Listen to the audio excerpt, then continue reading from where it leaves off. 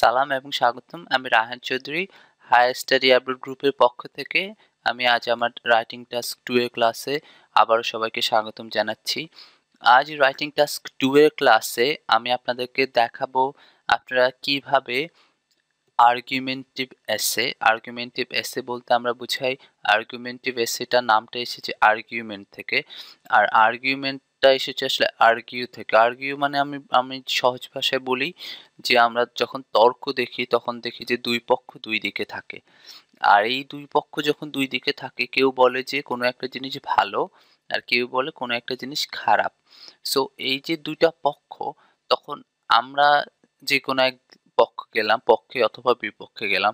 So আমি যখন এই পক্ষে যাব তখন আমি আমার আর্গিউ দিয়ে আমি আবার যুক্তি তর্ক দিয়ে আমি সেটাকে এস্টাবলিশ করার চেষ্টা করব। সো এই ধরনের যখন লেখা হবে, আমি তর্কের কথা বলেছি, যখন আমরা এই ধরনের লেখা লিখবো, এখানে ধরুন একটা এক্সাম্পল আমি দেখিয়েছি যে ক্লাসরুমে প্রযুক্তির ব্যবহার কি আসলে যে মানুষ বা যে টিচারদেরকে কি আসলে রিপ্লেস করবে কিনা, এই তর্কের পক্ষে অথবা বিপক্ষে আপনি লিখতে হবে। এই ধরনের লেখা রাইটিং টাস্ক 2 তে যে শুধুমাত্র এই ধরনের কোশ্চেনে হয় তাই না, কিন্তু বেশিরভাগ ক্ষেত্রেই দেখা যায় এই ধরনের কোশ্চেনে আসে যে আপনি আসলে অ্যাগ্রি করেন অথবা ডিসএগ্রি করেন।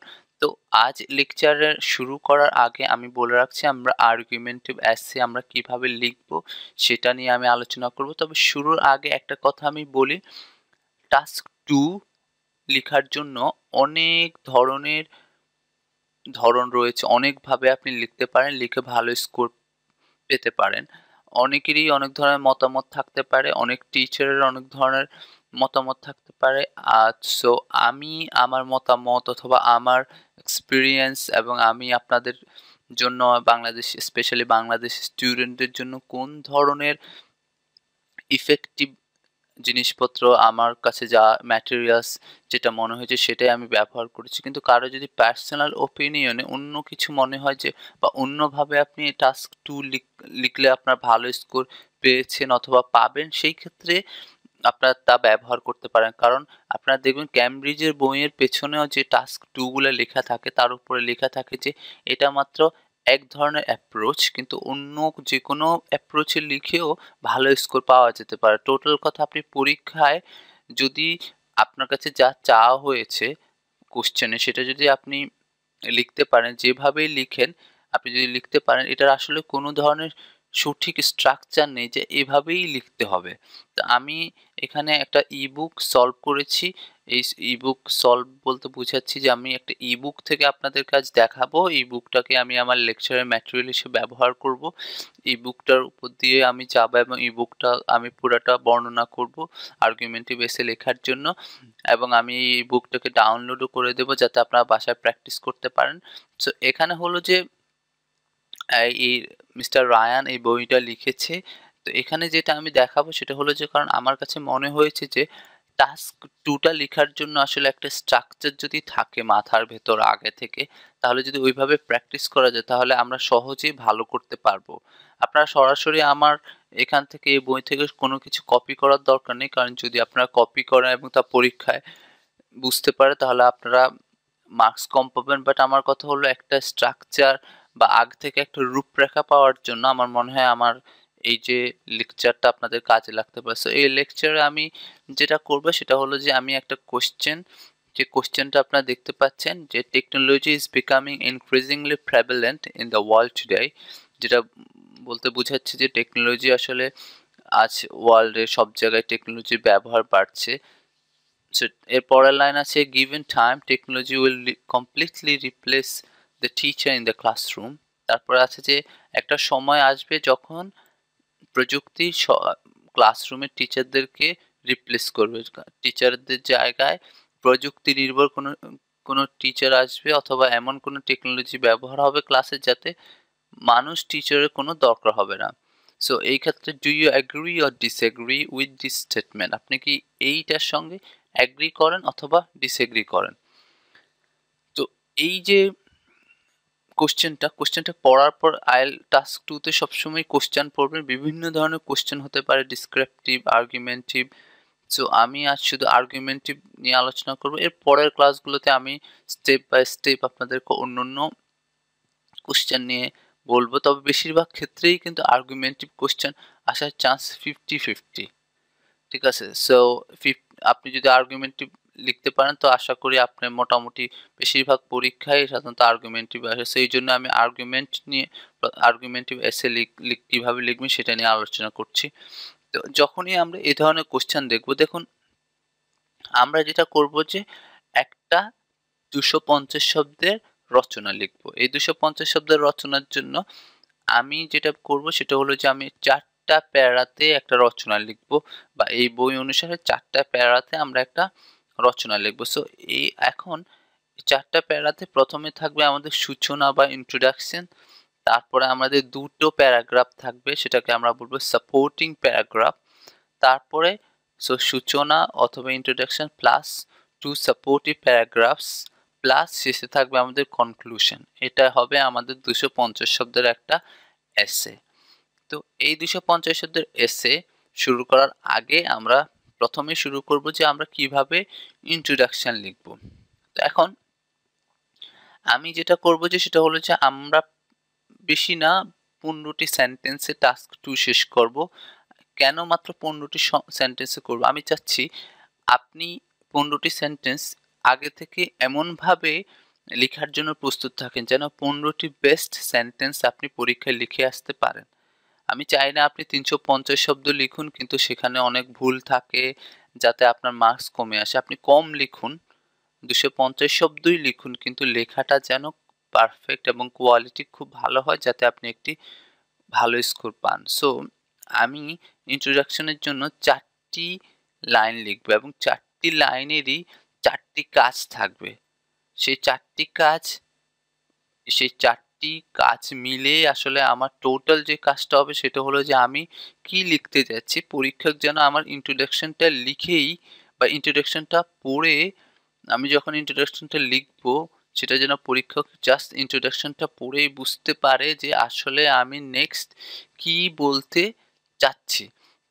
এই জন্যই আমার এমন একটা ফর্মুলা ইউজ করব যেটা আমরা খুব সহজেই আমি পরীক্ষায় ব্যবহার করতে পারবো। সো এই ফর্মুলার জন্য এই ফর্মুলাটাকে আমি বলছি BDTO।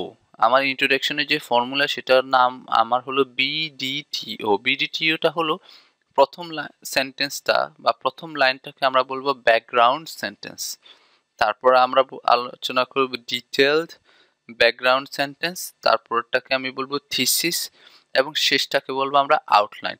তো একটা এক্সাম্পল দিয়ে যদি দেখাই তাহলে আপনারা আরো ভালোভাবে বুঝতে পারবেন। এখানে প্রথমেই বলা হয়েছে যে আমার রচনার বা আমার 250 শব্দের এসের প্রথম লাইনটা হবে ব্যাকগ্রাউন্ড সেন্টেন্স। এখন ব্যাকগ্রাউন্ড সেন্টেন্সটা কি? একটা উদাহরণ দেই। আমাদের বর্তমানে জনপ্রিয় যে আমাদের বাংলা ছবির নায়ক এম.এ. জলিল অনন্ত। তো এম.এ. জলিল অনন্তর একটা ছবি আছে নিঃস্বার্থ ভালোবাসা, যেটা হলো হোয়াট ইজ লাভ। এখন হোয়াট ইজ লাভ, আমি এটা নিয়ে একটা রচনা লিখব। ধরুন এটা একটু অফ টপিক নিয়ে আলোচনা করছি। দেখুন সেটা লেখার জন্য প্রথমেই দেখবেন আমরা কিন্তু একটা, যদি ব্যাকগ্রাউন্ড সেন্টেন্স লিখতে যাই সেটা লেখার আগে কিন্তু আমরা লিখবো এরকম: বাংলা ছবিতে বর্তমানে অনেক নতুন নায়কের আবির্ভাব হচ্ছে। আমরা কিন্তু সরাসরি এম জলিল আনন্ত বা হোয়াট ইজ লাভ নিয়ে কিছু বলছি না।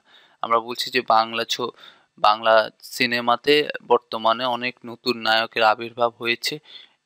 এই যে ব্যাকগ্রাউন্ড বলতে বোঝাচ্ছে পেছনের কথা। এই ধরুন আমি এখন ক্রিকেটের কয়েকদিন আগে ক্রিকেটে যেটা হয়েছে সেটা হলো কি, আশরাফুল কিছু ম্যাচ ফিক্সিং এর সমস্যায় পড়েছে। সো এই আশরাফুল নিয়ে আলোচনা করার আগে আমরা কিন্তু একটা ব্যাকগ্রাউন্ড সেন্টেন্স প্রথম লাইনে লেখা হয়, যেমন বর্তমানে সারা দুনিয়ায় ক্রিকেটে এই ধরনের অপরাধগুলো বেড়ে যাচ্ছে, এরকম একটা লাইন দিয়ে যে ব্যাকগ্রাউন্ড বলতে আমরা বুঝি কি পেছনের একটা লাইন, যেটা আসলে বিশাল একটা মানে এমন না যে আপনি সরাসরি কিছুকে চলে যাবেন। জিনিস হলো আপনি এমন একটা লাইন দিবেন যা সরাসরি না বুঝিয়ে পেছনের অনেক কিছু বোঝায়।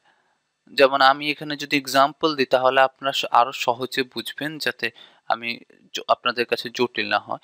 এখানে দেখুন, আমরা যেহেতু প্রযুক্তি নিয়ে কথা বলেছি, এখানে ধরুন আমি আমার ব্যাকগ্রাউন্ড সেন্টেন্সটা ইউজ করেছি, in today's world the use of technology is ever increasing.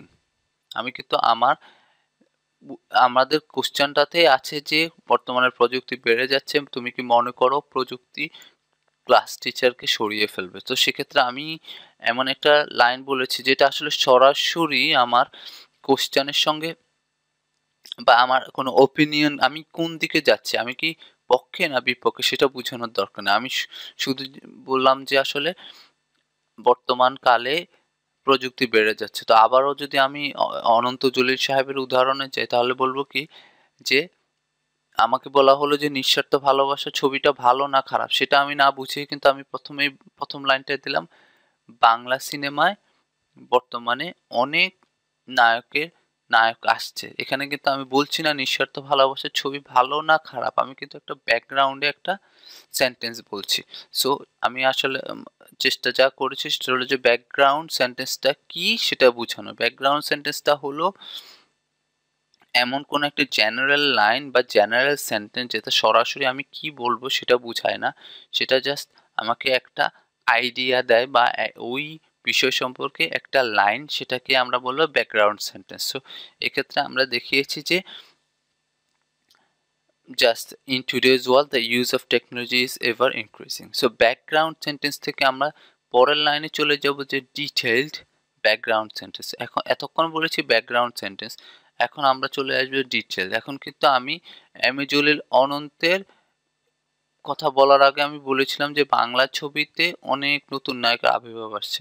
এখন আমি ডিটেইল এরপরে চলে আসবো যে বর্তমান সময়ে আলোচিত নায়ক এম এ জলিল অনন্তের নিঃস্বার্থ ভালোবাসা ছবি। সো আমার ডিটেইল ব্যাকগ্রাউন্ড সেন্টেন্সটা হলো, আমি যখন শুধু অনেক দূরে না থেকে কিছু আমার কোশ্চেনের কাছাকাছি চলে আসবো, এমন একটা লাইন আমি ইউজ করবো যেটা আমাকে ব্যাকগ্রাউন্ড সেন্টেন্সও থাকবে প্লাস আমার কোশ্চেনের সঙ্গে রিলেটেড, কোশ্চেনটাকেও ফোকাস করবে। এখানে দেখুন আমি সেকেন্ড সেন্টেন্সটা কি লিখেছি তাহলে কিন্তু আপনারা সহজে বুঝতে পারবেন। এখানে দেখুন, even in classrooms technology can be commonly seen. তাহলে আমার এখন দেখুন প্রথম লাইনটা ছিল যে আমার কিভাবে প্রযুক্তি কাজে লাগছে বা কিভাবে প্রযুক্তি বেড়ে যাচ্ছে বর্তমান কালে।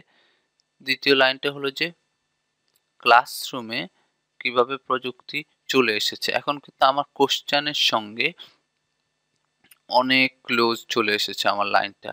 আর এখানে একটা জিনিস মনে রাখবেন যে সবসময় ডিটেল ব্যাকগ্রাউন্ড সেন্টেন্স বা দ্বিতীয় লাইনটা আমার কোশ্চেনের থেকে আমরা কপি করে লিখতে পারি, বাট কপি বলতে আমি বুঝাচ্ছি কোশ্চেন থেকে আইডিয়াটা নেবেন বাট আপনার ওন সেন্টেন্স ব্যবহার করে আপনি লেখার চেষ্টা করবেন। সো আমি যেটা বলতে চাচ্ছি যে প্রথম লাইনটা হবে জেনারেল একটা লাইন, দ্বিতীয় লাইনটা হবে অনেকটা কোশ্চেনের সঙ্গে আসবে, যেমন আমরা এখানে ব্যবহার করেছি যে in today's world the use of technology is ever increasing. বর্তমান কালে টেকনোলজি বেড়ে যাচ্ছে। কোথায় বেড়ে যাচ্ছে? ক্লাসরুমে, অফিসে, দোকানপাট, রাস্তাঘাট সব জায়গায়। আমি কিন্তু কোথাও ফোকাস করিনি। এটা হলো আমার ব্যাকগ্রাউন্ড সেন্টেন্স। বাট এখানে এসে আমি ইউজ করেছি even in classrooms technology can be commonly seen. এখানে আমি চলে এসেছি ক্লাসরুমে। সো আমার ব্যাকগ্রাউন্ড সেন্টেন্সটা একটা বড় জায়গা থেকে ফোকাস করে চলে এসেছে আমার ক্লাসরুমে, যেটা আমি কোশ্চেনে এবং আমার ওপিনিয়নটা, যদিও ওপিনিয়ন না বাট আমার ওপিনিয়নের একটা মোড় নেওয়ার জন্য বা আমি আমার একটা কথা বলার জন্য এর আগে আমি আরেকটা সেন্টেন্স ব্যবহার করব যেটা আমার সেকেন্ড সেন্টেন্স, সেটাকে আমরা বলবো ডিটেলড ব্যাকগ্রাউন্ড সেন্টেন্স। তো আবার একটু আমি সামারি করি। প্রথম লাইনটা ব্যাকগ্রাউন্ড, সেখানে আপনি সরাসরি কোনো কিছু বলবেন না, একটা বড় জিনিসকে ফোকাস করতে পারেন, কোনো নির্দিষ্ট দিকে আপনি ফোকাস নেবেন না। কিন্তু দ্বিতীয় লাইনটাতে এসে আপনি চেষ্টা করুন আপনার কোশ্চেনের দিকে ফোকাস করতে বা কোশ্চেন কি বলতে চায় সেখানের সঙ্গে আপনি মিল রেখে আরেকটা সেন্টেন্স লিখবেন। ধরুন আমি আরেকটা উদাহরণ দিই, বাংলাদেশ ক্রিকেটের তামিম ইকবাল নিয়ে কথা বলা হচ্ছে। তো তখন আমি প্রথমেই বলবো যে বাংলাদেশ ক্রিকেটে অনেক নতুন খেলোয়াড় আসছে যারা খুব ভালো করছে, এটা আমার হবে ব্যাকগ্রাউন্ড সেন্টেন্স। এরপরে এসে আমি বলবো যে বর্তমান সময়ে আলোচিত বা বর্তমান সময়ে যে তামিম ইকবালের কথা আমরা বলতে পারি যিনি খুব ভালো করছে। তো এই যে ব্যাকগ্রাউন্ড সেন্টেন্স সব খেলোয়াড় থেকে হঠাৎ তামিম ইকবালের দিকে ফোকাস হওয়া, সেটাকে আমি বলবো ডিটেল ব্যাকগ্রাউন্ড। আর প্রথমটা যখন অনেক বড় বা অনেককে বুঝাবে, একটা কমন গ্রুপ বা একটা একটা অনেক জিনিস নিয়ে কথা বলবে, সেটাকে আমি বলবো ব্যাকগ্রাউন্ড সেন্টেন্স। তো আমি আরো কিছু লাইন বুঝাই, তাহলে আপনারা আরো সহজে বুঝতে পারবেন। তো প্রথমেই আমি বলছি যে আমার ইন্ট্রোডাকশনে থাকবে 4টা পয়েন্ট। এক নম্বর background sentence, second detail background sentence, আমরা এই দুইটা শেষ করেছি। থার্ডলি আমাদের থাকবে সেটা হলো যে থিসিস। তো থিসিসটা কি জিনিস সেটা বোঝার জন্য আমাদেরকে যেটা করতে হবে সেটা হলো যে থিসিসটা হলো আমি এখন এখন আমি একটু কথা বলি। অনেকে কি করে যেটা হলো আর্গুমেন্টিভ এসে, অনেকে বলে যে এইভাবে লিখতে হবে, একটা প্যারাগ্রাফে আমরা আমার সাপোর্ট করব বা আমি পক্ষে যাব, আরেক প্যারাগ্রাফে আমি বিপক্ষে যাব, এবং থার্ড প্যারাগ্রাফে গিয়ে আমি একটা দিকে যাব। বা অনেকে বলে যে আমি একটা ব্যালেন্স রাখবো। আপনারা যারা আর্গুমেন্টিভ এসে একটু করেছেন তারা বুঝতে পারছেন আমি কি বলতে চাচ্ছি। মানে হলো আমাকে বলছে যে আমি কোনো কিছুর পক্ষে না বিপক্ষে। তো অনেকেই বলে যে আমরা পক্ষেও যাব না বিপক্ষেও যাব না, মাঝে মাঝে ব্যালেন্সে থাকবো। কিন্তু আমি বলবো যে আমরা এক পক্ষে চলে যাব, তাহলে আমরা এমন পক্ষে যাব যেখানে আমার লেখার জন্য অনেক কিছু আমি পাবো। কারণ আপনাকে কিন্তু আমি এর আগে বলেছি টাস্ক 2 এর এমন কোনো নির্দিষ্ট ফরম্যাট নেই যেখানে আপনি পক্ষেই যেতে হবে অথবা বিপক্ষেই যেতে হবে। সো আমি বলছি যে আমার স্টাইলে বা রায়ানের স্টাইলে, ইংলিশ রায়ান ডট কম, এই স্টাইলে আপনি যে কোনো এক পক্ষে চলে যাবেন।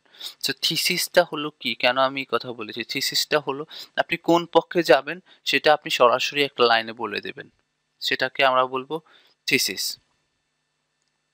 সো এখন এখানে দেখুন যে আমি থিসিসটা দেওয়ার আগে আমাকে চিন্তা করতে হবে যে কেন আমি আমার কোন পক্ষে যাব, আমি কেন পক্ষে যাব অথবা কেন বিপক্ষে যাব। থিসিসটা দেওয়ার আগে আমি এটা চিন্তা করতে হবে, কারণ থিসিসটা দিয়ে আমি বোঝাবো যে আমি আমার এই এসেতে পুরোটাতেই আমি কিন্তু পক্ষে গেলে পক্ষে লিখবো, বিপক্ষে গেলে বিপক্ষে লিখবো। আমি কিন্তু কোনো ব্যালেন্সে যাব না যে দুইটা লাইন পক্ষে লিখবো। কারণ আমার কথা হলো যে আর্গুমেন্টিভ বলতেই বোঝায় যে আমি আর্গিউ করছি। যেহেতু আমি আর্গিউ করছি সেহেতু আমি একটা দিকে যাব। কারণ আমি যদি বলি যে হ্যাঁ আমি বাংলাদেশের পলিটিক্যাল পার্টিকে 2 দলকে সাপোর্ট করি, সেটা আমার কোনো কথা না। আমি একদিকেই যেতে হবে এবং এক দলকে সাপোর্ট করতে হবে। সো সেরকম আমরা আর্গুমেন্টিভ এসেতে একটা দিকেই যাব, আর সেটা আমি থিসিস দিয়েই আমি বুঝাবো। সো এখন দেখুন থিসিসটাতে যাওয়ার আগে আমি চিন্তা করতে হবে যে আমাদের প্রশ্নটার কথা আমি বলি। প্রশ্ন হলো যে আমাকে টেকনোলজি পুরোটা আমার ক্লাস টিচারকে সরিয়ে দেবে। তো কিভাবে স্টুডেন্টরা ক্লাস টিচার সরে গেলে শিখবে?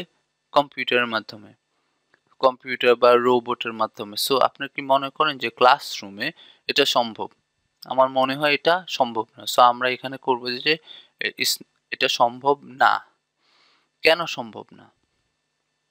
সবসময় একটু ব্রেইন স্ট্রং করবেন, কারণ আপনি কিন্তু এই টপিকগুলো নিয়েই বা এই যে জিনিসগুলো পাবেন সেটাই আপনার প্যারাগ্রাফগুলো লেখার সময় আপনি ব্যবহার করতে পারবেন।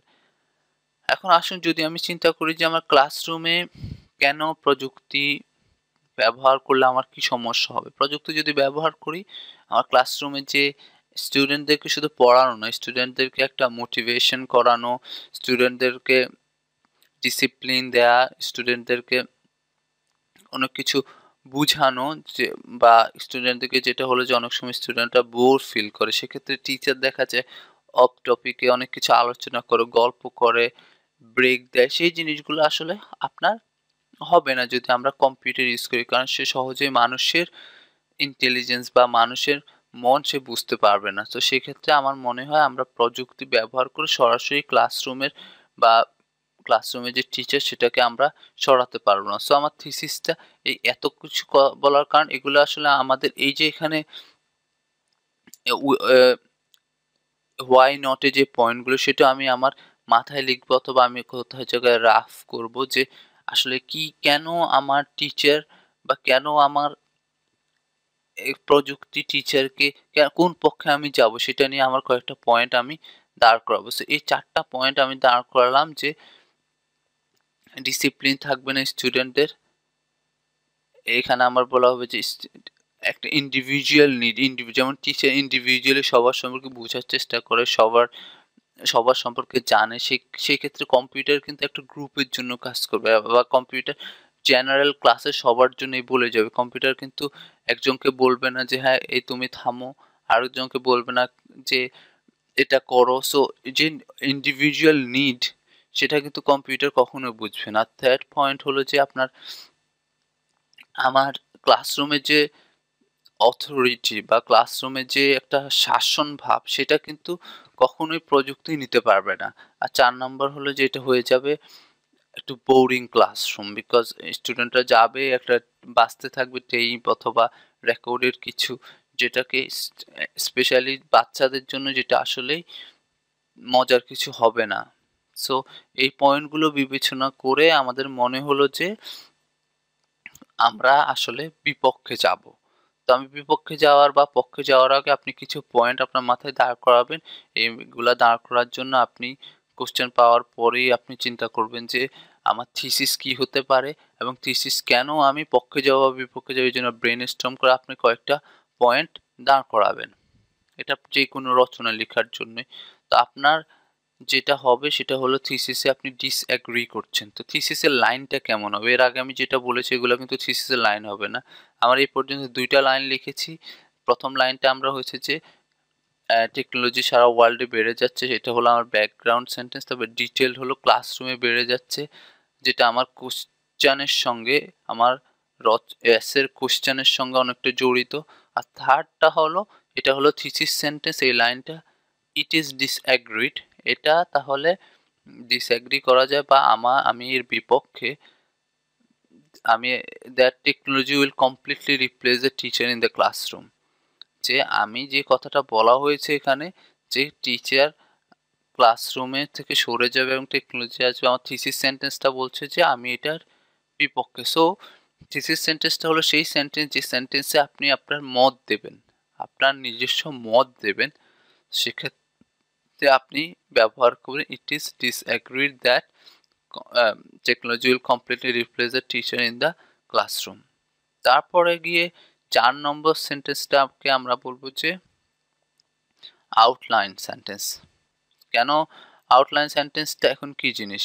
আউটলাইন সেন্টেন্সটা হলো যে আপনারা দেখুন আমি কিন্তু এর আগে ৪টা পয়েন্ট আপনারা এখানে দেখতে পাচ্ছেন। ৪টা পয়েন্ট বের করেছি যে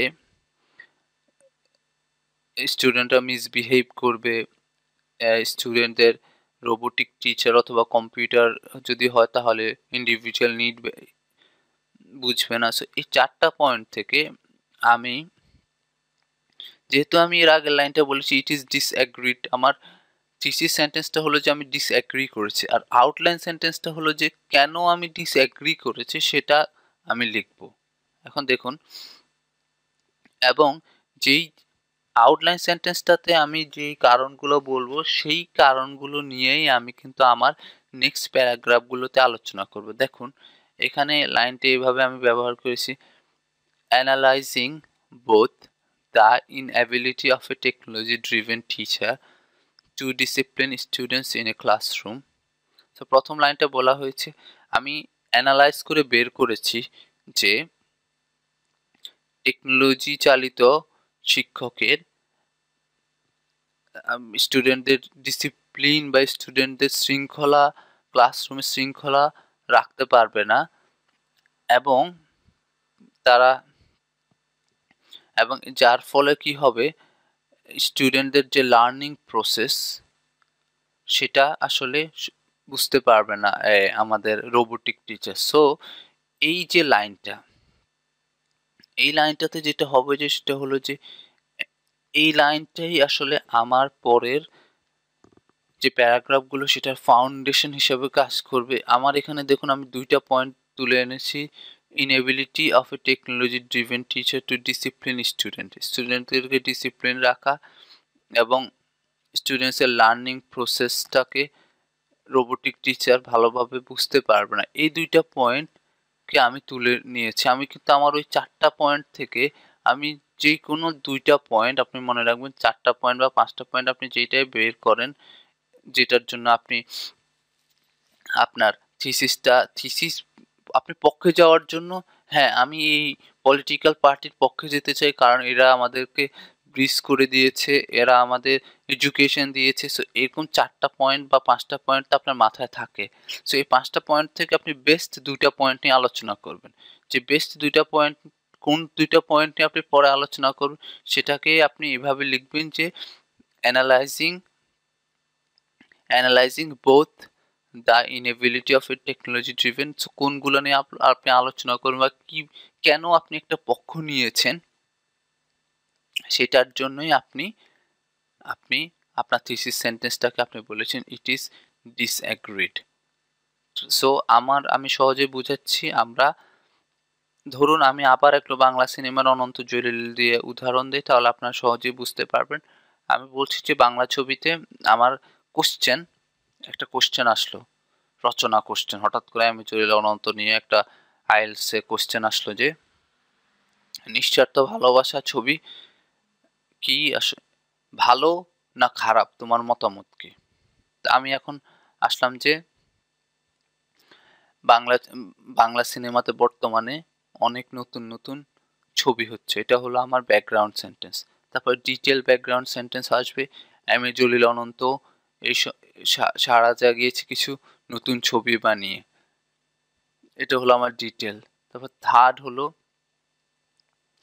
যে এখন আমি থার্ড এম এ জলিল অনন্তের নিঃশব্দ ছবি ভালো না খারাপ কোশ্চেন ছিল এটা, এখন থার্ড ভালো না খারাপ, ঠিক আছে ভালোর দিকে হলো এম এ জলিল অনন্ত খুব ভালো অ্যানিমেশন দেয়, এম এ জলিল অনন্ত খুব অনেক টাকা ইনভেস্ট করে, এম এ জলিল অনন্ত মানুষের জব ক্রিয়েট করছে। সো এই পয়েন্টগুলো চিন্তা করে ধরুন আমি বুঝা গেলাম, আমি ধরলাম যে এম এ জলিল অনন্ত ছবি ভালো বা আমি এম এ জলিল অনন্ত ছবি আরও চাই। তো সেক্ষেত্রে আমার থিসিস সেন্টেন্সটা হবে যে আমি অ্যাগ্রি করি এম এ জলিল অনন্তের ছবি খুব ভালো। আর আউটলাইন সেন্টেন্সটা হবে কি যেহেতু আমি অ্যানালাইজ করে বের করেছি যে এম এ জলিল অনন্ত টাকা ইনভেস্ট করে ফলে মানুষের জব হচ্ছে। আর আরেকটা পয়েন্ট হলো যে মানুষ আবার সিনেমা হলে ফিরে যাচ্ছে।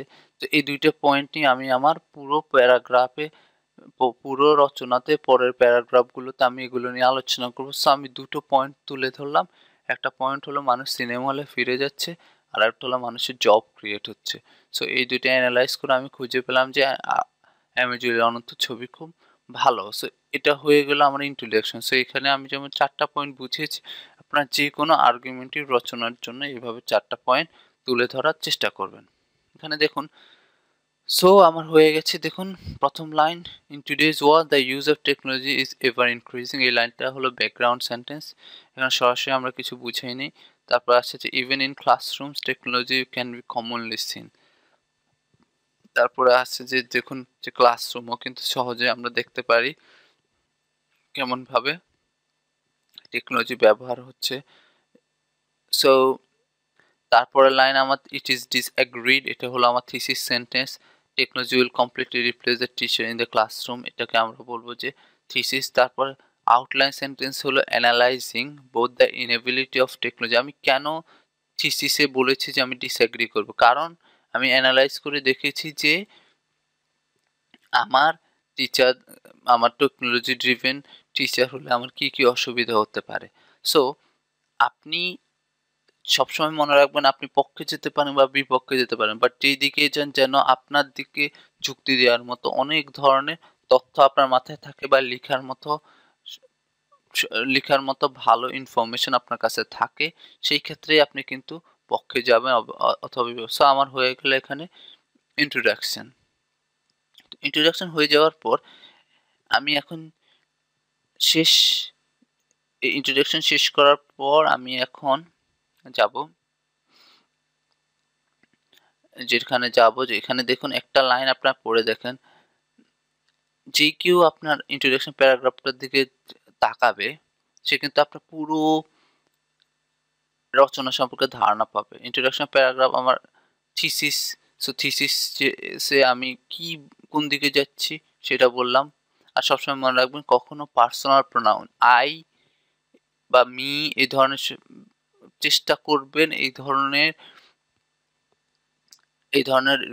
পার্সোনাল প্রোনাউনগুলো ব্যবহার না করতে রাইটিং টাস্ক শুরুতে। আমাদের কিন্তু এখানে যদিও বলা হচ্ছে do you agree or disagree, আমাকে জিজ্ঞাসা করা হচ্ছে কিন্তু আমি কিন্তু আই লিখছি না, আমি লিখছি ইট ইজ ডিসএগ্রিড দ্যাট। এটা সো কখনোই পার্সোনাল প্রোনাউন ব্যবহার করা যাবে না। এই জন্যই পার্সোনাল প্রোনাউন ব্যবহার করলে টাস্ক টুতে বা রচনাতে আপনার কোশ্চেন মার্কস কমে আসবে। সো এখানে দেখুন আমরা কিন্তু যেটা বলছিলাম যে আমার প্যারাগ্রাফটা পড়েই আপনি আমার রচনা সম্পর্কে ধারণা পাবেন। আমার প্যারাগ্রাফে আপনি পাবেন যে আমার থিসিসের লাইন বা আমার তৃতীয় লাইনটাতে পাবেন আমি কি নিয়ে আলোচনা করবো, আর চতুর্থ লাইন যে আমি কি দিয়ে আমার আর্গুমেন্টটাকে সাপোর্ট করব। আমি সেই পয়েন্টগুলো নিয়ে আমি আলোচনা করে ফেলেছি। সো আমি এর আগে আপনারা একটু মনে করুন আমি বারবারই অনন্ত জলিল সাহেবের কথা বলছি, কারণ হলো এই যে আমি বলছি যে জব ক্রিয়েট করছে, সো জব ক্রিয়েট নিয়ে আমার অ্যামেজল অনন্ত কিভাবে বাংলা ছবিতে জব ক্রিয়েট সেটা নিয়ে একটা প্যারাগ্রাফ লিখে ফেলবো। আর তারপরে আমরা মানুষ হলমুখী হচ্ছে সেটা নিয়ে একটা প্যারাগ্রাফ লিখে ফেলবো। সো আমার দুটো প্যারাগ্রাফে কি হবে সেটা কিন্তু আমার এখানে যেমন আমার প্রথম কিভাবে ডিসিপ্লিন আনছে না ক্লাসরুমে এবং কিভাবে রোবোটিক টিচার স্টুডেন্ট লার্নিং প্রসেসে ভালোভাবে কন্ট্রিবিউট করতে পারছে না, এই দুটো পয়েন্ট নিয়ে আমার দুটো বড় বড় প্যারাগ্রাফ হয়ে যাবে। আর এরপর আমি আমার কনক্লুশন লিখবো। সো টোটালি আমার রচনা লেখা শেষ হয়ে যাবে। তো এখানে দেখুন আমি একটু এক্সাম্পল দিচ্ছি। Public transportation is a great way to travel, particularly within a metropolis. The Shanghai Metro. So Shanghai Metro is the most convenient way to get around the city. Do you agree or disagree? এখন দেখুন আমি আপনাদেরকে বোঝানোর জন্য এখানে আমি একটু বলি। আমার প্রথম ব্যাকগ্রাউন্ড সেন্টেন্স যদি এরকম লিখি যে পাবলিক ট্রান্সপোর্টটা আমি এখানে লিখবো যে পাবলিক ট্রান্সপোর্টে না লিখে যে হবে যে ট্রান্সপোর্টেশন নিয়ে যে কোনো একটা লাইন লিখবো যে ট্রান্সপোর্টেশন আমাদের বর্তমান জীবনে বা আমাদের লাইফে যে আমাদের মুভমেন্ট তাতে ট্রান্সপোর্টেশনের একটা বড় ইম্প্যাক্ট আছে সেটা লিখলাম। তারপর সেকেন্ড লাইনটা ডিটেল প্যারাগ্রাফে আমি চলে আসলাম যে আমাদের কমিউট করার জন্য। এখানে দেখুন আমি ব্যবহার করছি কমিউট, কারণ হলো এটা এমন একটা ভোকাবুলারি যেটা এখানের সঙ্গে যায় কিন্তু কোশ্চেনে নেই। তো আমি ডিটেল সেন্টেন্স দ্বিতীয় সেন্টেন্সটাতে আমি এসে লিখলাম যে আমার কমিউট করার জন্য বড় বড় সিটিগুলোতে পাবলিক ট্রান্সপোর্টটা খুব দরকার। চলে আসলো আমার ডিটেল। থার্ডটা আসলো যে আমি অ্যাগ্রি করি যে বা ডিসঅ্যাগ্রি করি। এখন আমি অ্যাগ্রি করলাম যে আমার আমার যে সাংহাই মেট্রোটা হলো আমাদের যেমন লন্ডনে আন্ডারগ্রাউন্ড আছে যেটা মাটির নিচে দিয়ে যায়, সো এরকম সাংহাই মেট্রোটাও এরকম কিছু যেটা দিয়ে মানুষ সহজেই যাতায়াত করতে পারে। তো এখন আমি ধরলাম আমি এটা পক্ষে যাওয়ার জন্য আমি কয়েকটা পয়েন্ট নিলাম। একটা চিপ, এটা ফ্রিকুয়েন্টলি আসে, এটাতে ট্রাফিক জ্যাম হয় না, এটাতে মানুষের কম পলিউশন হয়, এয়ার পলিউশন যেহেতু মানুষ কম কার চালায়। তো এরকম অনেক পয়েন্ট ধরে নিয়ে আমি তৃতীয় লাইনটা আমি লিখলাম যে it is agree that Shanghai মেট্রোটা আমার কনভিনিয়েন্ট অথবা ভালো ওয়ে বা আমার জন্য সাংহাই যে মেট্রোটা সেটা আসলে ভালো জিনিস, আমি এটা অ্যাগ্রি করলাম। তারপরে গিয়ে আমি আমার যে আউটলাইন সেন্টেন্স সেখানে আমি লিখলাম যে যেহেতু আমি বলেছি যখনই আমি থিসিস সেন্টেন্স ঠিক করেছি তখনই আমি চিন্তা করলাম যে এটা চিপ বা এটা আমার ট্রাফিক জ্যাম কমায়, তখন আউটলাইন সেন্টেন্সটাকে লেখার চেষ্টা করবেন খুব সুন্দরভাবে, যেখানে আপনি এটার জন্য আপনি প্রচুর প্র্যাকটিস করবেন। আর প্র্যাকটিস করার জন্য আপনারা বিভিন্ন টপিক যেমন পলিউশন, ট্রান্সপোর্ট, হেলথ, তারপর এডুকেশন, তারপরে আপনার এরকম ১৫-২০টা টপিক যেগুলো সাধারণত জেন্ডার বলতে আমি বুঝাচ্ছি যে মেয়েরা বা মেয়ে-ছেলে নিয়ে আলোচনা বা টোটাল কথা জেন্ডার নিয়ে এরকম বিভিন্ন ধরনের ডায়েট, এরকম কমন কিছু জিনিসপত্র যেগুলো নিয়ে বর্তমানে আলোচনা করা হয়। ডায়েট, হেলথ, সো এইসব জিনিসপত্রগুলো নিয়ে আপনি ইজি vocabulary গুলো শিখবেন। এইসব জিনিস নিয়ে কিছু vocabulary শিখে রাখলে, যেমন এখানে পাবলিক ট্রান্সপোর্ট, এর আগে আমরা দেখেছি এডুকেশন, যেটা আমরা আজকে সলভ করছি। সো আমি যেটা বলছিলাম সেটা ১ম ৩ টা লাইন লিখেছি। আর আউটলাইনে আপনি থিসিসে যেটা পেয়েছেন যে এটা চিপ এবং এটা ট্রাফিক জ্যাম করানো, এরকম ৪-৫ টা পয়েন্ট থেকে আমি ২ টা ভালো পয়েন্ট বের করব। যে ১ নম্বর বলব যে আমি এনালাইজ করেছি যে এটা চিপ এবং এটা অ্যাম যানজট বা ট্রাফিক যে কনজেশন সেটা কমায়। সেজন্য আমি এগ্রি করছি যে সাংহাই মেট্রোটা ভালো ওয়ে শহরে ঘোরার জন্য। সো এই এই এক্সাম্পলটা থেকে আমরা সহজেই কিভাবে আমরা ইন্ট্রোডাকশন লিখবো আমি আপনাদেরকে বুঝিয়ে দিয়েছি। এই যে ফর্মুলাটা যেটাকে আমি বলেছি BDTO, এই ফর্মুলাটা যদি আপনারা ইউজ করেন এবং ইফেক্টিভলি ভালো কিছু ভোকাবুলারি ইউজ করেন এবং সুন্দর কিছু সেন্টেন্স লিখতে পারেন, আমার মনে হয় আপনারা খুব ভালো একটা মার্কস পাবেন। সো আমি এখানে কিন্তু আমার ইন্ট্রোডাকশন কিভাবে লেখা হবে আর্গুমেন্টিভ এসের জন্য সেটা আমরা দেখিয়েছি। এরপর আরো কিছু কোশ্চেন আছে, আমি আপনাদের জন্য এই বইটা দিয়ে দিব, আপলোড করে দেবো। আপনারা এই বইটা থেকে এই কোশ্চেনগুলো সলভ করার চেষ্টা করবেন। তারপরে আমি এখন চলে যাব যে যেখানে যাব সেটা হলো যে আমার যেহেতু প্রথম ইন্ট্রোডাকশনটা লেখা হয়ে গেছে, সেহেতু আমি এখন সেকেন্ড ইন্ট্রোডাকশন লেখার পর আমি বলেছি আমরা এর পরের প্যারাগ্রাফে চলে যাব। কিভাবে প্যারাগ্রাফ লিখব এর আগে আমি ২ টা জিনিস নিয়ে আলোচনা করছি, সেটাকে বলবো আমি কোহেরেন্স এবং কোহেশন। কোহেরেন্স এবং কোহেশন এটা কি? সেটা হলো যে কোহেরেন্স হলো যে আপনি কোনো একটা জিনিস পড়ছেন। পড়ার ফলে আপনি আসলে পড়াটা পড়ে বুঝতে পারছেন, সহজেই বুঝতে পারছেন। সেটাকে আমরা বলবো কোহেরেন্স। আপনি পড়ে বুঝতে পারছেন না কি বলতে চাচ্ছে।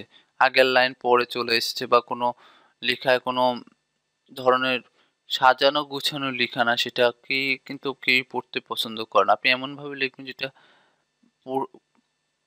বলতে বোঝায় কোঅপারেটিভ, তারপরে এই যে কৌ কলিগ বললাম, টা বুঝাতেই বোঝায় যে আপনার যখনই আপনার পাশাপাশি সম্পর্কযুক্ত। সো কোহেরেন্স হলো যে আপনি সহজেই পড়ে যেটা বোঝানো যায়, এমনভাবে ওয়ার্ডগুলো অর্ডার করা হয় বা ওয়ার্ডগুলো সাজানো হয় লিখে যাতে সহজ। আর কোহেশন এটাও কোহারেন্সের সঙ্গে খুবই জড়িত। কোহেশন হলো আপনি আইডিয়াগুলোকে এক করার জন্য যে লিঙ্কিং ওয়ার্ডগুলো বা ট্রিগার ওয়ার্ডগুলো ব্যবহার করা হয়। সো এই জিনিসটা বোঝার জন্য এই জিনিসটা কেন বোঝার কারণ হলো যে আমাদের যে টাস্ক 2 সেক্ষেত্রে আমার ভোকাবুলারির জন্য 25%, গ্রামারের জন্য 25%, আমার আমি যে টাস্ক অ্যাচিভমেন্ট বা আমাকে যেটা যা যে আমি পক্ষে না বিপক্ষে সেটার জন্য আমি যে মতামত দিচ্ছি সেটার জন্য 25% এবং কোহেরেন্স এবং কোহেশনের জন্য 25%। সো কোহেরেন্স এবং কোহেশনটা কিন্তু আমার আর যে বাকি ৩টা সেই ৩টা যদি আমি ভালোভাবে অ্যাচিভ করতে পারি তাহলে কিন্তু আমার কোহেরেন্স এন্ড কোহেশনটা আসবে। সো আমি এই আজকের লেকচার চেষ্টা করব আপনাদেরকে কোহেরেন্স এবং কোহেশনটাও যেন আমার এসেতে আসে। আমার দেখুন ইন্ট্রোডাকশনের প্রতিটা লাইনের সঙ্গে পরের লাইন কিন্তু জড়িত। এটাকেই কিন্তু আমরা বলবো কোহেরেন্স। আর কোহেশনটা কিন্তু এসেছে আমি কিন্তু কিছু লিঙ্কিং ওয়ার্ড ব্যবহার করেছি, সেটার মাধ্যমে কিন্তু আমার কোহেশন এসেছে।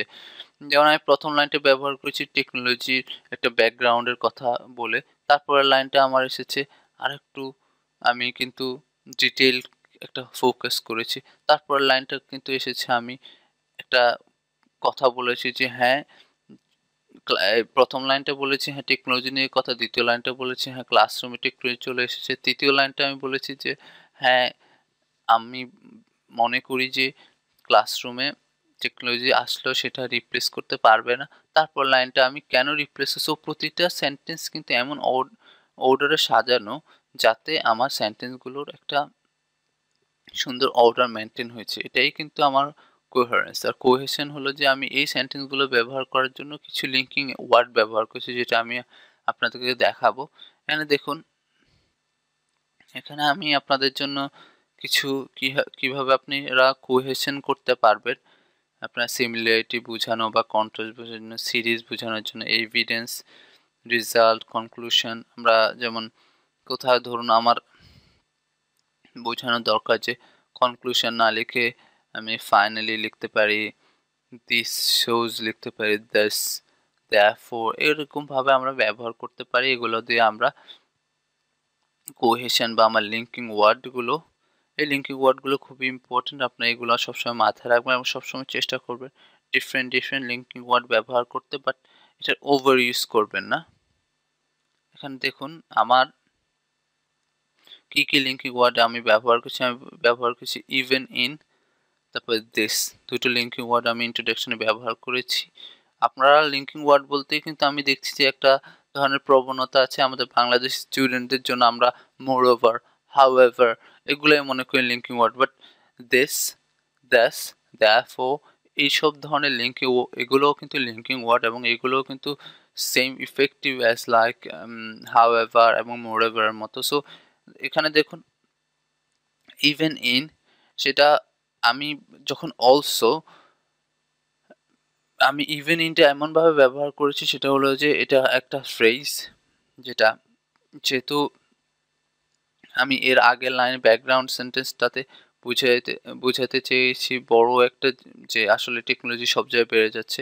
তো ইভেন ইন দিয়ে আমি ব্যাকগ্রাউন্ড সেন্টেন্সের সঙ্গে একটা লিঙ্ক করেছি যে হ্যাঁ, খুব বেশি টেকনোলজি ব্যবহার হয় এবং আমি কথাটাকে কিন্তু একটু টেনে আমার দ্বিতীয় লাইনে নিয়ে এসেছি। এই যে টেনে আনা, এই যে সুই দিয়ে বা নিডল দিয়ে যেমন জামা কাপড় সেলাই করা হয়, এরকমভাবে যেমন প্রতিটা লাইন বাই লাইন যে আমার জোড়া লাগানো, সেটা করতে পারলেই কিন্তু আমার আপনার কোহেশনটা হবে। আর যখনই আপনার কোহেশনটা হবে, প্রতিটা লাইন লিঙ্ক হবে, তখনই আপনি পড়লে কিন্তু আপনার পড়াটা মনে হবে যে গুছানো, সেটাই হলো কোহেরেন্স। তো এরপরে আমরা ব্যবহার করেছি দিস, দিস, দিস খুব ভালো লিঙ্কিং ওয়ার্ড, খুব বেশি ব্যবহার হয়।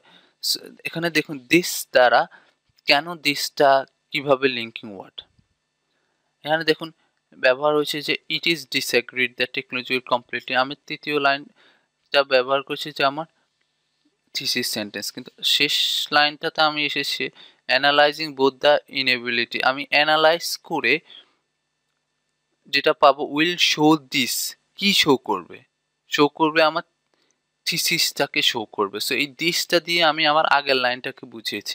এভাবে যখন আপনি লিঙ্কিং ওয়ার্ডগুলো দিয়ে পরের লাইন বা আগের লাইনের সঙ্গে লিঙ্ক করবেন, সেটাকে আমরা বলবো যে সেই এই জিনিসটা করতে পারলে, এভাবে যখন একটার সঙ্গে একটাকে আপনি সাজাতে পারবেন বা একটার সঙ্গে একটাকে আপনি জোড়া লাগাতে পারবেন, সেটাকে আমরা বলবো কোহেরেন্স এবং কোহেশন। এবং এটা করতে পারলেই কিন্তু আমি আমার এই অ্যাসেটা যখন লিখবো, আমি প্রতিটা লাইনের সঙ্গে অন্য লাইনের কি ধরনের সম্পর্ক সেটা আমি করে দেখানোর চেষ্টা করব। এখন আসুন, আমি যেহেতু আমার থিসিস দিয়েছি, এখন আমি আমার লিখবো দুটো প্যারাগ্রাফ লিখবো। প্রথমে আমার ইন্ট্রোডাকশন, তারপর দুটো প্যারাগ্রাফে 4টা সেন্টেন্স করে প্রতিটা প্যারাগ্রাফে থাকবে। প্রথম সেন্টেন্সটাকে আমি বলবো টপিক সেন্টেন্স, দ্বিতীয় সেন্টেন্সটাকে আমি বলবো এক্সাম্পল, থার্ড সেন্টেন্সটাকে আমি বলবো ডিসকাশন, ফোর্থ সেন্টেন্সটাতে আমি দেব কনক্লুশন। এই কনক্লুশন হলো প্রতিটা প্যারাগ্রাফের জন্য আমি লাস্ট সেন্টেন্সটাকে আমি বলবো কনক্লুশন। তো এইটাকে আমি বলবো যে টিইডিসি ফর্মুলাতে আপনারা দেখুন, আমি কোশ্চেনটা এখানে আবার দেওয়া হয়েছে যে টেকনোলজি। তো এখানে কোশ্চেন দেওয়ার পরে আমরা ইন্ট্রোডাকশন লিখেছি। ইন্ট্রোডাকশনে আসুন, আমি আউটলাইনে বলা হয়েছে যে আমাদের দুটো পয়েন্ট নিয়ে আমরা আলোচনা করেছি। যে দুটো পয়েন্ট, প্রথম পয়েন্টটা নিয়ে আমার প্রথম একটা প্যারাগ্রাফ হবে। তো যেহেতু দেখুন এখানে দুটো যে পয়েন্ট আছে the inability of a technology driven teacher to discipline student. So এই যে ডিসিপ্লিন থাকবে না, সো আমি এখানে লিখুন সবসময় চেষ্টা করব যে আমরা আমাদের রিয়েল লাইফ এক্সাম্পল ব্যবহার করতে, আপনার রিয়েল লাইফের কোনো ঘটনা ব্যবহার করতে। তো এখন দেখুন ব্রেন স্টর্ম করে আমরা যদি কিছু আইডিয়া বের করতে পারি কেন টেকনোলজি ড্রিভেন টিচার স্টুডেন্টদেরকে ডিসিপ্লিন করতে পারবে না। কারণ হলো যে দেখুন বাচ্চারা ক্লাসরুমে সাধারণত দুষ্টামি করে, এদিক সেদিক ঘুরে, যেটা টেকনোলজি ড্রিভেন টিচার পক্ষে কন্ট্রোল করা সম্ভব না। তারপরে বাচ্চারা সবসময় কাউকে না পেলে কোনো একটা অটোমেটিক জিনিস বাচ্চা তারা কিন্তু বদার করবে না যে আসলে আমার টিচারের কথা শুনতে হবে। তো এই জিনিসগুলোকে যেমন হবে। সেকেন্ড পয়েন্ট হলো এই যে রোবোটিক টিচারের কিছু যেটাকে আমরা দোষ বলবো বা যেটাকে আমরা বলি সীমাবদ্ধতা, সেটা হলো যে সে কিন্তু স্টুডেন্ট কোনো কিছু না বুঝলে স্টুডেন্ট হঠাৎ করে কিন্তু পড়াশোনার বাইরেও অনেক কোশ্চেন জিজ্ঞাসা করে ফেলতে পারে। ধরুন আমি এখন ক্লাসে গেলাম, আপনি আমাকে আইএলটিএস এর বাইরে একটা কোশ্চেন করলেন, স্যার অ্যাশেজ তো হলো, অ্যাশেজে কে জিতলো, ইংল্যান্ড জিতলো না অস্ট্রেলিয়া জিতলো। তো এই যে কোশ্চেনটা, এটা কিন্তু অ্যাজ এ ম্যান অথবা একজন মানুষ হিসাবে আমি কিন্তু হয়তোবা চেষ্টা করব বা কিন্তু একজন রোবোটিক টিচার বা একটা কম্পিউটারকে কিন্তু প্রোগ্রামিং করা হবে শুধু ওই ক্লাসটা কন্টেন্ট নিয়ে আলোচনা করার জন্য। সো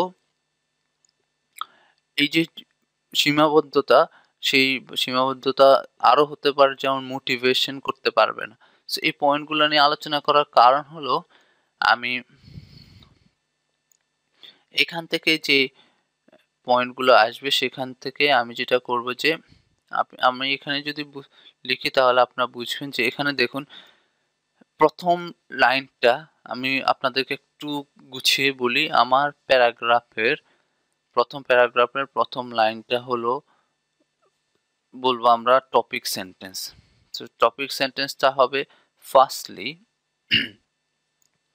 প্রথমত এই ফার্স্টলিটা হলো আমার একটা লিঙ্কিং ওয়ার্ড যেটা আমার কোহেশন করতে কাজে দেবে।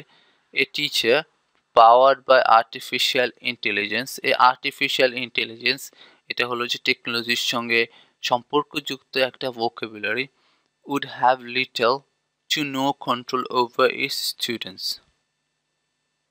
সো এখানে হলো যে যেহেতু আপনারা মনে রাখবেন যে আউটলাইন সেন্টেন্সে আমি বলেছি যে তারা ডিসিপ্লিনের জন্য স্টুডেন্টদের এমন টিচার দরকার বা টেকনোলজি সেটা করতে পারবে না। সেই লাইনটাকে আমি কিন্তু আমার যে আউটলাইনে আমি যে কথাটা বলেছি, এখানে দেখুন আমি আবার একটু পিছনে যেতে হলে আপনারা সহজে বুঝতে পারবেন। আউটলাইনে যেটা আমি আপনাদেরকে এখানে বলেছি যেটা যে okay inability of a technology driven teacher to discipline স্টুডেন্টদেরকে ডিসিপ্লিন করতে পারবে না, সেইটাকে আমি কিন্তু আমার প্যারাগ্রাফের প্রথম সেন্টেন্সে আমি কিন্তু সেই জিনিসটাকেই একটু সুন্দর করে বা অন্য ভাষায় বলেছি যে firstly a teacher powered by artificial intelligence would have little to no control over students. So discipline করতে পারবে না কেন? যেহেতু আর্টিফিশিয়াল ইন্টেলিজেন্সে যেহেতু সে চলবে, যেহেতু এটা কৃত্রিম একটা ইন্টেলিজেন্স দিয়ে তৈরি, সেহেতু সে সেই ধরনের টিচারের রোবোটিক টিচারের কিন্তু কন্ট্রোল থাকবে না। বাচ্চাদের উপর কন্ট্রোল না থাকলে সে ডিসিপ্লিন করতে পারবে না। তো আমাদের প্যারাগ্রাফে আমি বলেছি যে প্রথমটা হবে আমার টপিক সেন্টেন্স, এর পরের সেন্টেন্সটাকে আমরা বলবো আমি একটা এক্সাম্পল দেব। তো মনে রাখবেন যে আউটলাইন সেন্টেন্সটা আমার ইন্ট্রোডাকশনে যে আউটলাইন সেন্টেন্সটা থাকবে সেই আউটলাইন সেন্টেন্সটারই সেম একটা সেন্টেন্স বাট একটু ডিফারেন্ট ভোকাবুলারি দিয়ে ডিফারেন্ট ভাবে কিন্তু সেম মিনিংয়ে আপনি একটা লেখা লিখবেন, যেটা আউটলাইন সেন্টেন্সে আমরা বলেছি অলরেডি। তো এখন দেখুন এখানে second line, for example, it is commonly understood that children require the watchful eye of a teacher to ensure that they are indeed completing their classwork and not fooling around during class time. তো এখানে দেখুন আমি কিন্তু একটা example দিয়েছি যেটা সাধারণত ক্লাসরুমের রিয়েল লাইফ এক্সাম্পল দিয়েছি, আপনি অন্য যে কোনো এক্সাম্পল দিতে পারেন। সো প্রথমে টপিক সেন্টেন্সে একটা লাইন লিখবেন যে বাচ্চাদের ডিসিপ্লিন রাখতে পারে না একটা রোবোটিক টিচার, যেহেতু সে আর্টিফিশিয়াল ইন্টেলিজেন্স ব্যবহার করেছে। তারপর দ্বিতীয় লাইনে চলে আসবেন যে উদাহরণস্বরূপ ক্লাসরুমে দেখা যায় ক্লাস ওয়ার্ক হয়েছে কিনা বা বাচ্চারা ক্লাসে মনোযোগ দিচ্ছে কিনা, সেই জিনিসগুলো সাধারণত বোঝার জন্য একজন শিক্ষকের প্রয়োজন হয়। সো যেহেতু শিক্ষকের প্রয়োজন হয়, সেহেতু আমার এই আর্টিফিশিয়াল ইন্টেলিজেন্সের টিচার কিন্তু আমার সেই কাজটা করতে পারবে না। সো আমার কিন্তু প্রথমেই যে টপিক সেন্টেন্সটা হলো প্যারাগ্রাফ নাম্বার 1-এ, প্লাস সেকেন্ডটা হলো আমার একটা এক্সাম্পল। সো এখন আমি যেটা করব সেই পরের লাইনটাকে বলবো যে ডিসকাশন সেন্টেন্স।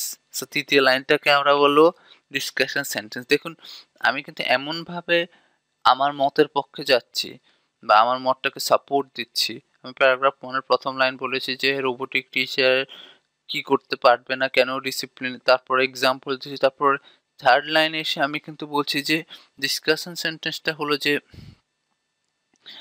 এমন একটা এক্সাম্পল এবং টপিক সেন্টেন্সটা বুঝিয়ে আমি কোন সিদ্ধান্তে আসতে পারছি। যেমন unfortunately this is something that a robotic teacher simply can't provide. So আমি এখানে কিন্তু রোবোটিক টিচারকে আরও নিচে নিয়ে এসেছি আমাদের ডিসকাস।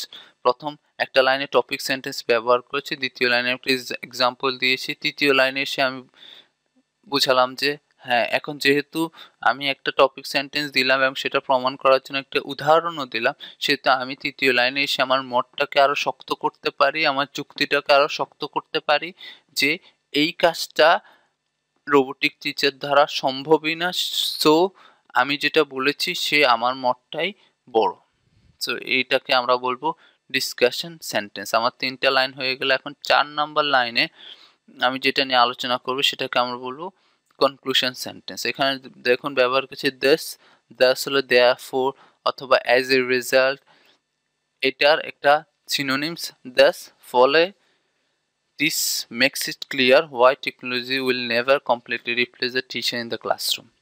সো আমার যে 4টা লাইন, দেখুন 4টা লাইন কিন্তু অনেক সাজানো গুছানো সিম্পল, বাট একটু ভালো ভোকাবুলারি ইউজ করে, একটু সেন্টেন্সের সুন্দর স্ট্রাকচার ইউজ করে সুন্দরভাবে লিঙ্ক করে কিন্তু দেওয়া। সো আমার প্রথম প্যারাগ্রাফটা শেষ। আমি এবার সেকেন্ড প্যারাগ্রাফে যাব। এখানে দেখুন পুরোটা চলে এসেছে, ফার্স্টলি দিয়ে শুরু করেছে, এরপরে কিন্তু ফর এক্সাম্পল আছে, আনফরচুনেটলি আছে, সো দিস আছে, সুন্দরভাবে লিঙ্ক করা আছে, কোনো ওভার ইউজ নেই। এখন আমি এর পরের প্যারাগ্রাফে চলে যাব। এর পরের প্যারাগ্রাফটা সেম ওয়েতে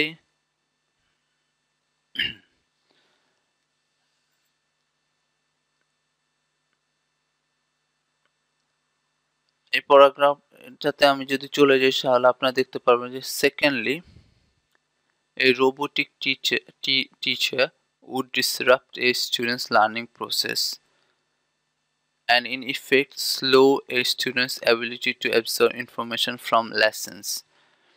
সো আমাদের মনে আছে যে যেহেতু আমরা বলেছি যে হিন্ড্রেন্স ব্যবহার করেছি, যে আমরা বলেছি আমাদের আউটলাইন সেন্টেন্সটা আপনার মনে আছে বা আউটলাইন আপনারা স্ক্রল করে আগে পিছনে গিয়ে দেখতে পারেন যে আমরা কিন্তু বলেছি যে প্রথম লাইন আউটলাইন সেন্টেন্সের প্রথম পয়েন্টটা ছিল আমাদের ডিসিপ্লিন রাখতে পারবো না, আর সেকেন্ডটা ছিল রোবোটিক টিচারের কিছু ইনএবিলিটি বা সামর্থ্য কম হওয়ার কারণে সে কিন্তু লার্নিং প্রসেসে স্টুডেন্টের লার্নিং প্রসেস বা স্টুডেন্টকে শেখাতে ভালোভাবে পারবে না।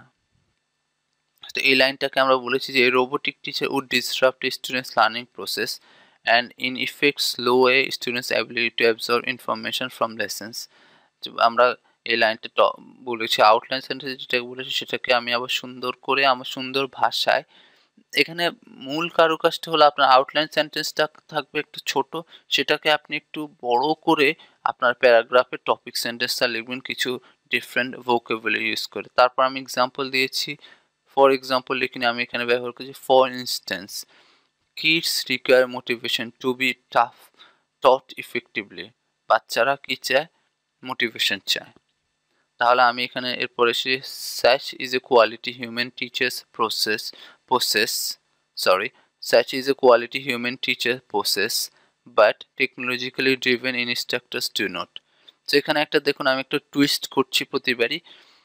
আমি কিন্তু সেকেন্ড লাইনটাতে বা এক্সাম্পলে এমন একটা কথা বলছি সেটাকে থার্ড লাইনে এসে টুইস্ট করে যেটাকে আমি ডিসকাশন সেন্টেন্সে কিন্তু আমি এমন একটা মত দিচ্ছি বা এমনভাবে কথাটা বলছি যে যাতে আমার যুক্তিটা আরও স্ট্রংলি আমি মতটা প্রকাশ করতে পারি। দেখুন এখানে বলেছি যে kids require motivation to be taught effectively. বাচ্চারা মোটিভেশন চায়।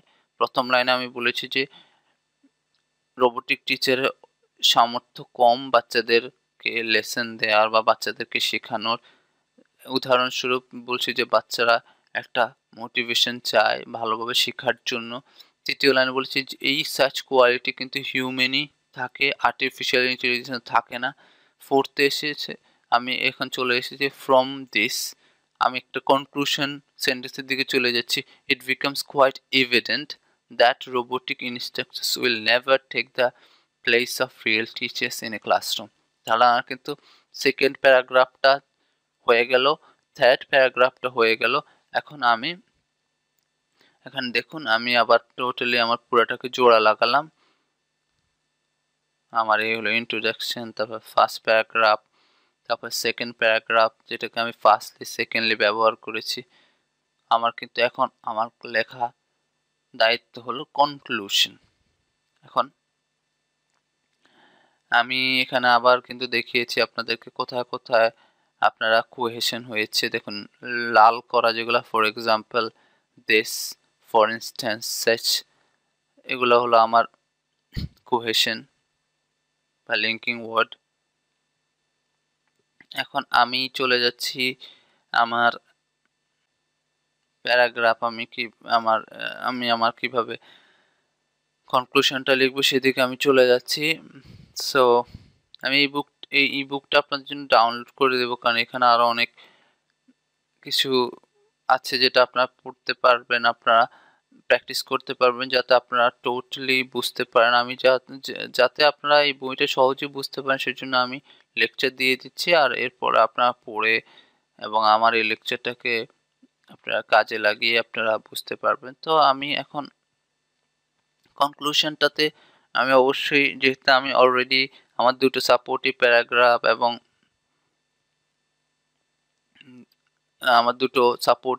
এবং ইন্ট্রোডাকশন দিয়ে আমি অলরেডি দাঁড় করে ফেলেছি কেন আমি বিপক্ষে। এখন যে আমার কনক্লুশন সেখানে আমি তিনটা জিনিস নিয়ে আলোচনা করবো। আমার দেখুন প্রতিটা সেন্টেন্সেরই লেখার একটা নির্দিষ্ট কারণ আছে। যেহেতু আমি অলরেডি 40 মিনিটস পাবো পরীক্ষা অনলি, সেহেতু আমার কিন্তু সেন্টেন্স লিখতে হবে, অত বেশি সেন্টেন্স লেখা যাবে না, বাট এমন সেন্টেন্স লিখতে হবে যাতে আমি আসলে ভালো স্কোর পাই। এখানে এসআরপি নামে যে আমার আছে সামারি, তারপরটাকে আমি বলবো রিস্টেটমেন্ট অফ থিসিস, তারপর আমি বলবো প্রেডিকশন অর রেকমেন্ডেশন। তো এগুলো কি জিনিস আমি একটু পরে বুঝতে পারবো। এখানে দেখুন সামারি হলো সাপোর্টিভ প্যারাগ্রাফ 1 এবং 2 যেটা নিয়ে আলোচনা করেছি সেটাকে আমি একটা সামারি দেব। তারপরে থিসিসটা আমি ইন্ট্রোডাকশনে যে থিসিসটা বলেছি যে আমি ডিসএগ্রি করছি, সেটাকে আমি আবার যেহেতু আমার কিন্তু ওটাই মূল কাজ হলো আমার থিসিসটাকে দাঁড় করানো বা থিসিসটাকে সাপোর্ট দেওয়ার জন্য আমি কিন্তু আউটলাইন সেন্টেন্স এনেছিলাম। সো আমি এটাকে একটা রিস্টেটমেন্ট করবো, এটাকে আবার আমার অন্য ভাষায় একটু লিখবো, বাট মিনিং থাকবে সেম, বাট আমি অফকোর্স ভোকাবুলারি ডিফারেন্ট। সো আর শেষ সেন্টেন্সটা হবে যে আমি একটা প্রেডিকশন করব, ভবিষ্যতের জন্য একটা প্রেডিকশন করব বা একটা রেকমেন্ডেশন করব বা একটা অ্যাডভাইস দেব। এই আমরা আসুন কিভাবে আসলে আমরা সবকিছু ব্যবহার করব সুন্দরভাবে বা সবকিছু কিভাবে মনে রাখবেন, আমরা সবসময় মনে করি যে কনক্লুশনে আমি কেন আবার আমার আগের থিসিসটাকে রিপিট করব। বাট এটা কিন্তু ভুল না। বিকজ অলওয়েজ কনক্লুশনটা হলো যে আপনি আগে কি জিনিস নিয়ে আলোচনা করেছেন সেটাকে একসঙ্গে করা। আসলে এখন আসুন দেখি। এখানে আমি দেখুন কিভাবে আমার প্যারাগ্রাফ 1 মানে ইন্ট্রোডাকশন কিভাবে লিখেছি, সেন্টেন্স 1 ব্যাকগ্রাউন্ড স্টেটমেন্ট ছিল, তারপর ডিটেইল ব্যাকগ্রাউন্ড, তারপর থিসিস, তারপর আউটলাইন। প্যারাগ্রাফ 2 তে আমার টপিক সেন্টেন্স ছিল, এক্সাম্পল ছিল, ডিসকাশন ছিল, কনক্লুশন ছিল, যেটাকে আমি বলছি ফার্স্ট সাপোর্টিং প্যারাগ্রাফ। তারপর আমি ব্যবহার করেছি সেকেন্ড সাপোর্টিং প্যারাগ্রাফ। তারপরে গিয়ে আমি ব্যবহার করেছি কিন্তু এখন আমি এসেছি কনক্লুশনে। এখানে আসবে summary, restatement of thesis and prediction or recommendation. পুরোটা একবার লেখা হয়েছে। আমাদের কনক্লুশনে আমি চলে এসেছি। এখানে দেখুন ফার্স্টটা থেকে আমরা যেটা বলেছি সেটা হলো a robotic teachers lack of discipline in the classroom. ঠিক আছে, তারপরে আমরা আরেকটা সামারি করতে পেরেছি যে টিচার্সটা লার্নিং নিডে, বাচ্চাদের লার্নিং নিডে টিচার কিন্তু ডিসসার্ভিস দেয় অথবা টিচার ইনএবিলিটি। এটাকে একটু ঘুরিয়ে আমরা এখানে লিখেছি সুন্দর করে, a robotic teachers lack of discipline in the classroom. তারপর এই robotic teachers disservice to its students learning needs. So এই কথাটাকে আমি কিন্তু আপনাকে মনে রাখবেন যে আমি ফার্স্ট প্যারাগ্রাফটাকে সামারি করব, সেকেন্ড প্যারাগ্রাফকে সামারি করব। এটা যেভাবেই পারেন আপনার ভাষায় সামারি করে। In summary, a robotic teacher lacks the discipline needed to instruct students properly and actually operates to retard a student's ability to learn new information. So আমি টোটাল দুটো প্যারাগ্রাফটাকে সামারি করে একটা লাইন লিখেছি। এটাকে আমি কনক্লুশনের প্রথম লাইনটা হবে দুটো প্যারাগ্রাফের সামারিকে আমি এক করব। তারপরে রিস্টেট করব, আমি রিস্টেটমেন্ট করব আমার থিসিসে, যেটা আমি এর আগে ছিল it is disagree that technology will completely replace the teacher in the classroom. এটাকে আমি বলবো that's it is clear why the idea of having a class run entirely by a machine cannot be supported। ওই লাইনটাকে আমি কিন্তু এবার একটু twist করে, একটু মশালা মিশিয়ে, একটু স্পাইস দিয়ে আমি কিন্তু এখন বললাম যে ফলে আমি কেন, তাহলে আপনার কেন, মানে আমি এভাবে বুঝেছি দ্যাস এটা তো ক্লিয়ার পানির মতো স্বচ্ছ যে আমি কেন ক্লাসরুম মেশিন দ্বারা বা রোবোটিক টিচার ইউজ না করে আমরা এখানে মেশিন ব্যবহার করছি। এই যে ভোকাবুলারির ডিফারেন্ট ব্যবহার, ভোকাবুলারি যে বিভিন্ন ব্যবহার এনেছি সেটা কিন্তু আসলে করতে হবে। এই জিনিসটা করার জন্যই আপনারা আমার এই বুকটা ভালোভাবে পড়বেন এবং আপনারা বিভিন্ন টপিক নিয়ে লেখার চেষ্টা করবেন, বিভিন্ন টপিক নিয়ে আলোচনা করবেন, বিভিন্ন এসে পড়বেন। রায়ানের ইউটিউবে অনেক ভিডিও আছে, সেগুলো দেখবেন। You have to do hard work to get a good score. আপনারা কিন্তু শুধু আমার এই লেকচার পড়ে কখনোই বা লেকচার ফলো করে আপনার ইংলিশ বেসিক যদি খুব ভালো না হয় আপনি কিন্তু স্কোর পাবেন না যতক্ষণ না আপনি হার্ড ওয়ার্ক করেন, এটার পিছনে লেগে থাকেন। সো এখন আসুন এই দুইটা লাইন হওয়ার পর প্রথমে হলো যে প্রথম লাইন সামারি, দুটো প্যারাগ্রাফ পড়ে আপনি যে দুটো সামারি পাবেন সেটা ব্যবহার করবেন। তারপর লাইন রিস্টেটমেন্ট অফ থিসিস হয়ে গেল। তৃতীয় লাইনটা হলো যে রেকমেন্ডেশন। সো এখন এখানে আসবেন after analysing this subject it is predicted that the negative aspects of the debate over computerized teaching will forever be stronger than the positive ones, and because of this computers will never replace teachers. So এখন এখানে যেটা বলা হয়েছে যে after analysing this subject, এটা আলোচনা করার পর এটা ইট ইজ প্রেডিক্ট, যেহেতু আমরা বলেছি যে আমি একটা প্রেডিকশন দেবো যে recommendation. So that the negative aspects of the debate. So এই যে আমার যে তর্ক হয়েছে, কি তর্ক, ক্লাসরুমে আমার টেকনোলজি বা রোবট টিচার আসবে না মানুষ থাকবে, এই যে তর্কের যে নেগেটিভ অ্যাসপেক্টটা বলতে আমি বুঝাচ্ছি যে আমার মানুষ পাল্টে টিচার রোবোটিক টিচার আসবে, সেটা হলো নেগেটিভ অ্যাসপেক্ট। আমি আমার পক্ষ থেকে বুঝাতে চাচ্ছি, যেহেতু আমি তর্কের একটা পক্ষ নিয়েছি। কোন পক্ষ নিয়েছি? আমি পক্ষ নিয়েছি, বিপক্ষ নিয়েছি। সো আমি বলতে চাচ্ছি যে যেটা কোশ্চেনে বলা হয়েছে সেটা নেগেটিভ অ্যাসপেক্ট। এটাই হলো আপনার লেখার এক ধরনের সৌন্দর্য, যে it is predicted that the negative aspects of the ডিবেটের negative aspect over computerized teaching will forever be stronger than the positive ones, and because of this computers will never replace teachers. তো এখানে বুঝতে চাইছে অবশ্যই সবসময় যতই আলোচনা হোক, সবসময় কখনোই কম্পিউটার মানুষের কম্পিউটার চালিত টিচার মানুষের চালিত টিচারের উপর আসতে পারবে না, বা এটা কখনোই পজিটিভ হবে না। সেই জন্য যতই হোক কম্পিউটার কখনোই আমার মানুষকে রিপ্লেস করতে পারবে না। সো এই ভবিষ্যতের যে একটা রেকমেন্ডেশন দেওয়া, যে যতই আলোচনা হোক, যতই সমালোচনা হোক, কখনোই বা যতই চেষ্টা হোক বা যতই গবেষণা হোক, কখনোই টিচারদেরকে সরাতে পারবে না। সো এই যে রেকমেন্ডেশন দিয়ে এই ধরনের একটা সেন্টেন্স লিখবো। সো আজকের ক্লাসটা অনেক বড় হয়ে গেছে। আমি কিন্তু আবারও আরেকটা ক্লাস নিয়ে আসবো, এবং এই ক্লাসে যে ল্যাকিংসগুলো বা এই ক্লাসে আমি যা বুঝাতে পারিনি সেটা আপনাদেরকে আমি পরের ক্লাসে বোঝানোর চেষ্টা করব। সো সবাইকে ধন্যবাদ। আমি এই ইবুকটা আপনাদের জন্য ডাউনলোড করে দেব, যাতে আপনারা সহজেই বুঝতে পারেন, সবকিছু ভালোভাবে দেখতে পারেন।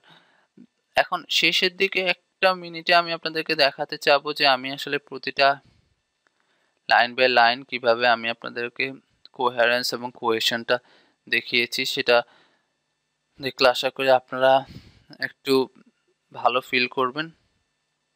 এটা হলো যে কোহেরেন্স এবং কোহেশন হলো যে আমাদের প্রতিটা লাইন যে একটা ভালো অর্ডারে আছে এবং প্রতিটা সেন্টেন্স আরেকটার সঙ্গে আরেকটা জড়িত, সেটা বোঝানোর জন্যই বা সেটা যদি আপনি প্রমাণ করতে পারেন, সেটার জন্য আপনি খুব ভালো মার্কস পাবেন। এখানে দেখুন, আমরা যে রচনাটা নিয়ে আলোচনা করেছি বর্তমানে সেটা এখানে দেওয়া আছে। এটাতে দেখুন, আমার ইয়োলো দিয়ে আমরা দেখেছি যে ইয়োলো হলো আমার সাপোর্টিং প্যারাগ্রাফের টপিক সেন্টেন্স, সেটার সঙ্গে কিন্তু আমার দেখুন এই ইয়োলোটার সঙ্গে ইয়োলো দিয়ে জড়িত আছে কোথায়, আমার আউটলাইন সেন্টেন্সের সঙ্গে আমার ইয়োলোটার একটা রিলেশন আছে। তারপর আপনারা দেখুন আমার কিন্তু এখানে যে ব্লুটা হলো যে আমার এখানে দেখুন আমার যে এই লাইনটা যদি আপনারা পড়ান তাহলে বুঝতে পারবেন, এবং আপনারা ওইখানে যদি মেলান, আমি আপনাদের জন্য আর দিচ্ছি না। ইন ইয়েলো কি বোঝাতে চাচ্ছে, ইন ব্লু কি বোঝাতে চাচ্ছে, ইন গ্রিন কি বোঝাতে চাচ্ছে, অ্যান্ড ফাইনালি ইন রেড। এবং আপনারা একটু পড়ে দেখবেন, আমি এখানে আপনাদের জন্য বইটা তো আপলোড করে দেবো, আর আমি একটু স্লোলি দেখাচ্ছি যাতে আপনারা পুরোটা লাইন এখানে পুরোটা একটু দেখুন। দেখার পর আপনারা এখানে আবার পজ করে এখানে প্রতিটা লাইন পড়ুন, পড়ে আপনারা বোঝার চেষ্টা করুন কিভাবে একটা লাইনের সঙ্গে একটা লাইনের সম্পর্ক আছে। এটা যদি আপনারা বুঝতে পারেন তাহলে সহজেই আপনারা যে কোহেরেন্স এবং কোহেশন নিয়ে আমি যে কথাগুলো বলতে চেষ্টা করেছি সেটা আপনারা বুঝতে পারবেন।